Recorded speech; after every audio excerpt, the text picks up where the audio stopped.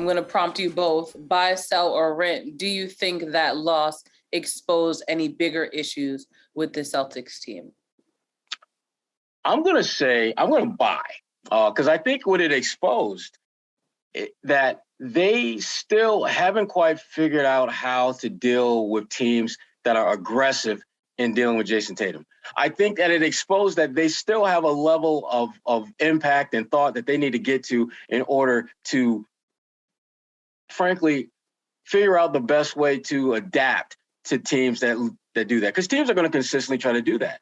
And again, I'm not convinced that they'll necessarily figure that out against the top tier teams. Like it's one thing to figure it out against a team like Detroit or a team like Sacramento, teams that are just, basically in the back of the dumpster, of the NBA.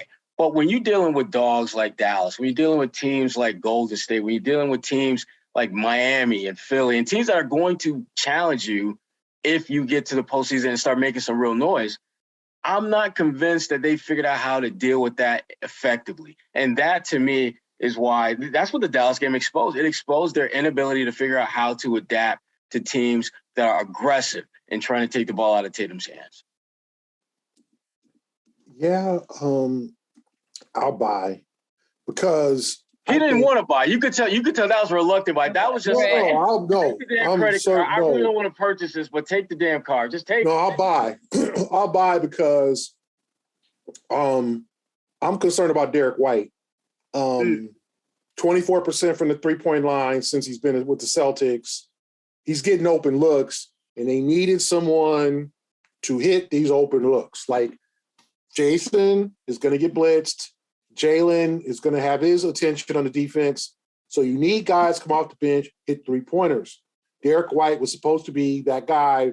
So far, he hasn't. I'm looking at his game logs here. Obviously, 0 for 4 yesterday from 3, 1 for 3 against the Pistons, 1 for 5 against Charlotte, 1 for 5 against Atlanta, 1 for 5 against Indiana, 1 for 6 against Detroit, the loss, 0 for 3 against Philly, that big blowout win, 2 for 10 against the Hawks. Like he's not shooting well from 3. He's 23% in the last 6 games. He's got to start stepping up and knocking shots down. And he's getting open looks. They're not contested looks, so he needs to be better. He's attacking the rim. I like that. He's getting to the basket and making plays at the rim or with floaters or whatever, but Derrick White has to start knocking down jump shots. I personally do not trust as much as probably others Peyton Pritchard. Not that I don't think he can't shoot, he can, but be that guy to hit the fourth quarter ones, not in the second quarter. Like he got a couple of open looks against the Mavericks in the fourth quarter yesterday, and he didn't knock them down. And, it's great to be that guy in the second quarter. He hit 2 in the fourth quarter, but he was 2 for 5 from the field in the fourth quarter, 2 for 6 overall. He actually led the Celtics in scoring. They were terrible in the fourth quarter yesterday, 6 for 23. So, credit to, but I need to see more from Peyton in terms of like knocking down consistent three-point shots, especially when you're open, right? Like, that could become with more playing time and, more reps. But I need to see that before I truly trust the bench. Like as Sherrod touched on, the bench was not good yesterday. Grant Williams was 0 for 4 from 3. That was a rare blunder, mulligan for him. He's usually good from 3, but they got to have guys come off the bench and score. And maybe it's time to take a look at Nick Stauskas. He hasn't played, or he played a bit role against Detroit. But maybe it's time to maybe give him some minutes and see if they can hit threes, because you need a three-point shooter on this team. Jason, this is what's going to happen with Jason. He is going to get blitzed. Jalen, as much as I,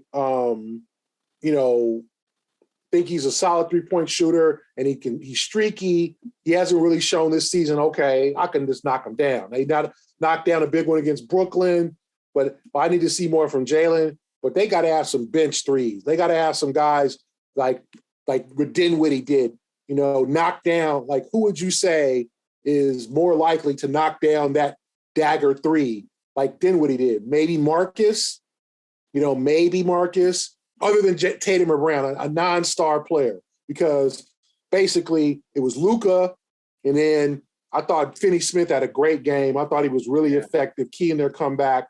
But, you leave Dinwiddie open because he's not a great three-point shooter, and he knocked it down. So I want to see more from the bench, more from the complementary players for the three-point line. So I do think, Kwani, it's a concern how they were defended and how they didn't score. Mm-hmm.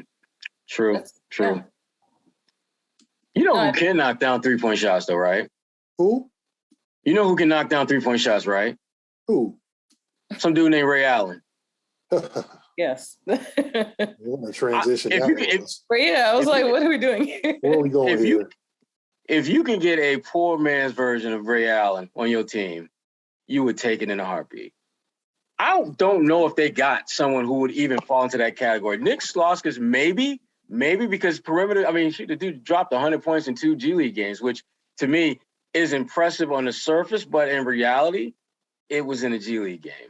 And having watched my share of G League games, they ain't exactly looking to lock people up. You don't got cats out there locking, trying to go at you like Marcus Smart or Patrick Beverly or Kawhi Leonard when he's healthy or Paul George when he's sort of kind of but not really healthy. You don't have that type of edge defensively. And so if you are a guy that is about shot making, the G League is a good spot for you. Is that going to translate to the next level? We don't know.